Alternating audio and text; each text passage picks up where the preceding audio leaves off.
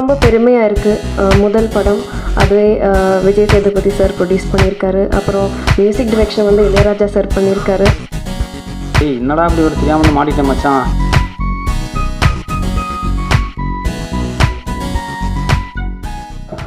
அனைவருக்கும் வணக்கம். முதல்ல இந்த படத்தை கதையே தெரியாமல் தயாரித்த நண்பர் விஜய் சேதுபதி அவர்களுக்கு நன்றியை தெரிவிச்சுக்கிறேன். ஏன்னா இந்த படம் அப்படி தான் ஆரம்பிச்சிச்சு.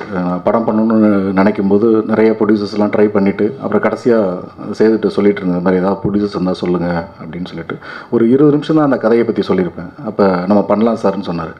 அதுக்கப்புறம் நிறைய ப்ரீ ப்ரொடக்ஷன் வந்து ஒரு 2 வருஷம் பண்ணோம். நாங்கள் உடனே பண்ணாமல் 2 வருஷம் தேனியில் ஒரு வீடு எடுத்து அந்த ஆண்டனி வந்து ஒரு வருஷமாக மலையேறி இறங்குற அந்த படத்தில் என்ன நடிச்சிருக்காரோ அதே தொழிலாளிகள் கூட தினமும் வேலைக்கு விட்டு தினக்கூலி வாங்கிட்டு வருவார்.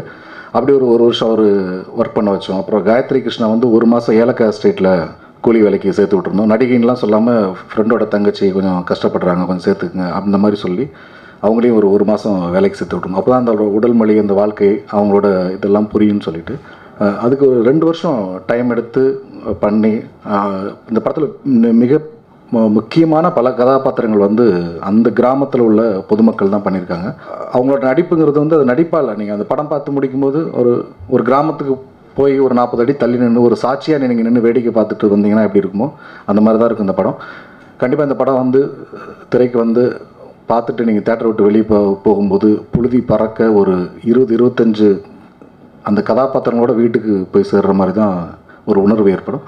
இந்த படத்தில் வந்து தமிழக கேரள எல்லை பகுதியான அந்த மேற்கு தொடர்ச்சி மலை அடிவாரத்திலையும் அந்த மேற்கு தொடர்ச்சி மலை மேலையிலும் வாழ்கின்ற இந்த சாமானிய மக்களை பற்றின படம்.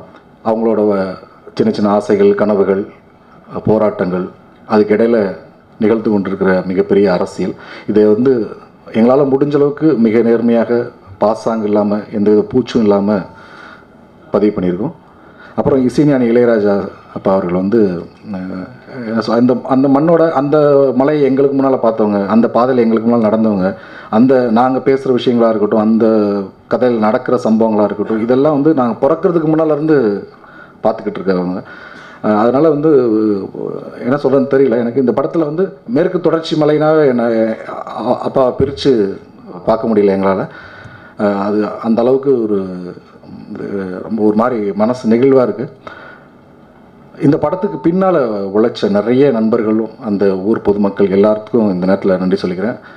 குறிப்பாக நண்பர் கார்த்திக், அப்புறம் அந்த பகுதியில் உள்ள நிறைய மக்கள், அண்ணன் செல்வமுருகன் அவர்கள், இப்படி நிறைய பேர் இந்த படத்துக்கு வந்து இந்த படம் ஆரம்பிக்கிறதுக்கு முன்னால் இருந்து கருவாக இருக்கும் போதுலேருந்து நிறைய பேர் கொஞ்சம் கொஞ்சமாக சமக்கிறதுக்கு கை கொடுத்து கொண்டு வந்து நிறுத்திருக்காங்க. எல்லாருக்கும் இந்த நேரத்தில் நன்றி தெரிவிச்சுக்கிறேன். நன்றி, வணக்கம்.